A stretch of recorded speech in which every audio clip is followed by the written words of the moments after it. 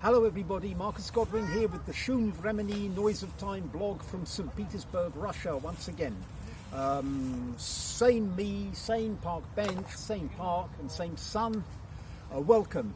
This will probably be the last one where I, for the time being, where I want to talk about words or phrases that we so often use to describe everything we don't like in the current world, sometimes unjustifiably. Sometimes we don't do honour to some other people, and other times we actually fall into traps set for us by those who are manipulating and running our world via the money supply, the media, manipulating our so-called democratic systems, etc., etc., etc. Today I want to talk about the adjective medieval and the collective noun the Middle Ages in general. We so often hear that anything that's bad or barbaric in the modern world being described as medieval. Why? It is true, and I went to school in Great Britain and kind of grew up with the idea that we are taught basically that the Middle Ages was barbaric, that most people, peasants for example, lived in abject poverty. And when they weren't in abject poverty at home, half starving, eking a living off the land and having most of it taken by the landlord or the lord of the manor, then they were having to fight various wars. And if that wasn't happening to them, then they were dying of various plagues and epidemics. I mean, epidemics that really killed people. Now, no one, of course, a lot of that stuff did happen. But did all that stuff happen only in the Middle Ages? Didn't it also happen at other times during the so-called Renaissance and after the so-called Enlightenment? Didn't it happen throughout the 20th century that there were plagues, wars, millions of people's lives destroyed, torn to pieces, millions of people killed and tortured, etc., etc., etc.? So why do we put all this bad vibe on the Middle Ages? There was a famous Victorian epoch socialist. I looked for his name online and couldn't find it, but I remembered this quote for many, many years. He apparently, at the time of the Industrial Revolution, said that the quality of life of the medieval peasant was so much greater than today's industrial worker that it hardly bears any comparison at all. We can see very easily that from various studies, for example, medieval peasants actually had more holidays than modern workers or employees in modern companies in countries like Britain, France, America and Canada today.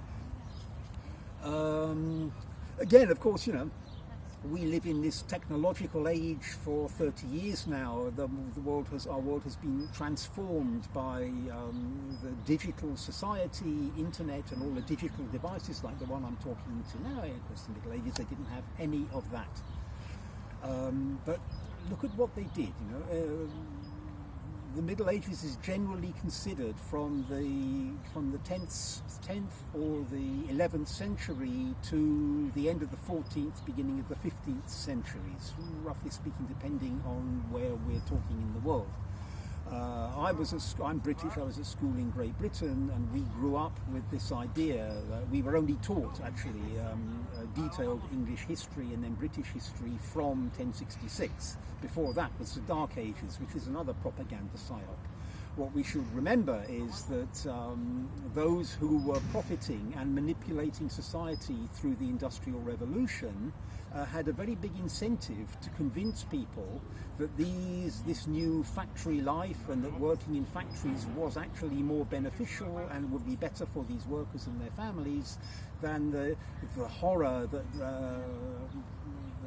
they had to put up with in the medieval times. They didn't want them to realise that actually they had 60 minimal days holiday a year. All the Catholic saints' days were holidays. You could even be fined if you were caught working, or punished in some way if you were caught working on these days.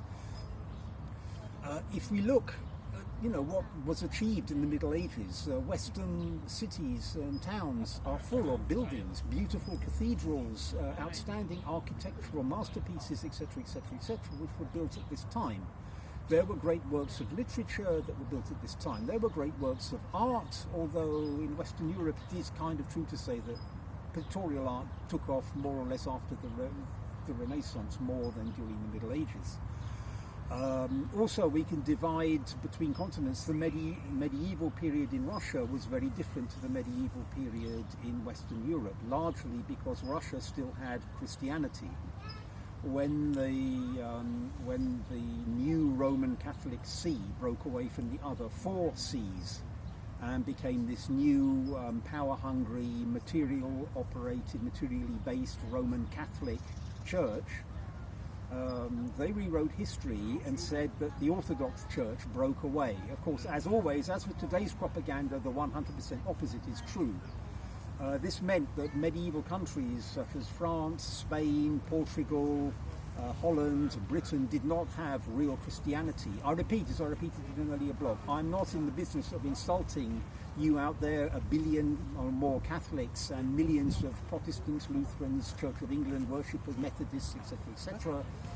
Most of you are worshipping in complete innocence. However, it has to be looked at that the foundation of these churches is removed from Christianity. And if we look at Christ's phrase, ye shall know them by their fruits, the legacy of the Roman Catholic Church and all forms of Dutch, English, Scottish, Lutheran, Protestant churches is pretty terrible. Annihilation of entire races, enslavement of huge swathes of humanity for profit, just conquering and attempting to destroy various other civilizations around the world and exploiting their natural resources, and of course a constant war on Orthodox Christianity wherever it was found, in the Byzantine Empire, then in the Russian Empire, in Orthodox Ethiopia, Georgia, Armenia, etc., etc., etc.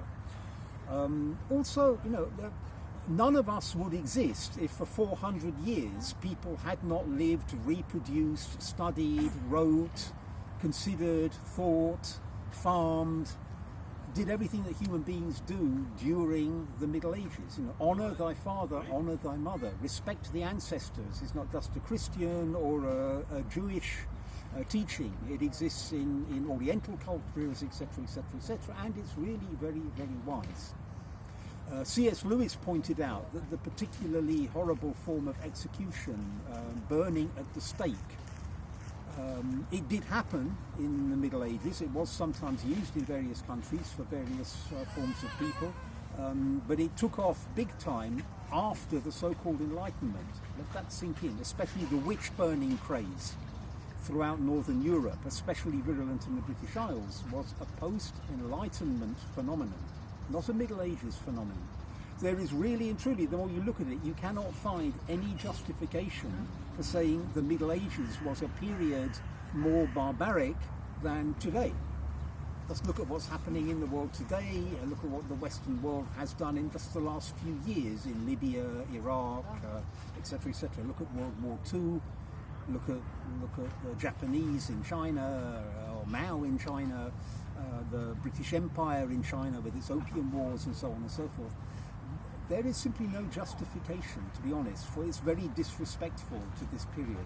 Even more so in Russia, where Russia came of age during this Middle Ages period, the time of Andrei Rublev, the time of great expansion into Siberia, etc., before Peter the Great opened his window to Europe, where all the ticks and bugs of various forms of Satanism among the Western upper classes and Freemasonry and so on began to corrupt Russia from the inside out, leading finally to the possibility to stage the Bolshevik putsch, etc., etc., etc.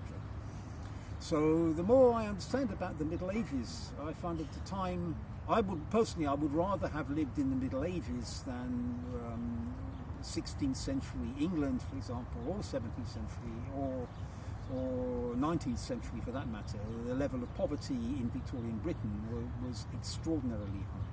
The medieval peasant, even in England, etc., had time on his hands. Sometimes they didn't work even half a year because there were enough people already to get the crops in. Peasants worked very, very hard to get crops in at certain times, depending on the climate.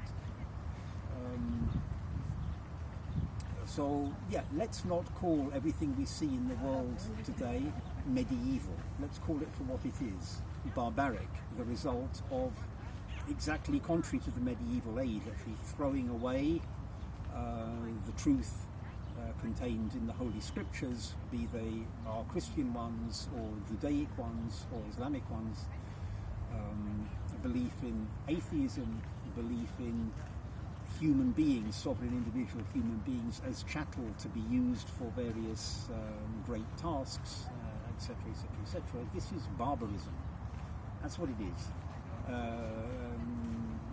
While some of this certainly existed in the Middle Ages, quite frankly, there was less of it then than there is now, let alone throughout the 20th century, which was the most barbaric century humanity has lived through so far. Of course, if you grew up post-war period in Great Britain, United States, Canada, France, post-war West Germany, you could pretend, you could believe that that wasn't the case. But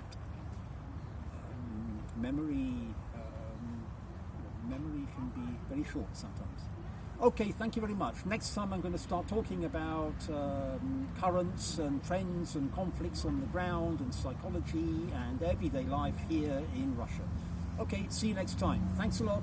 Bye.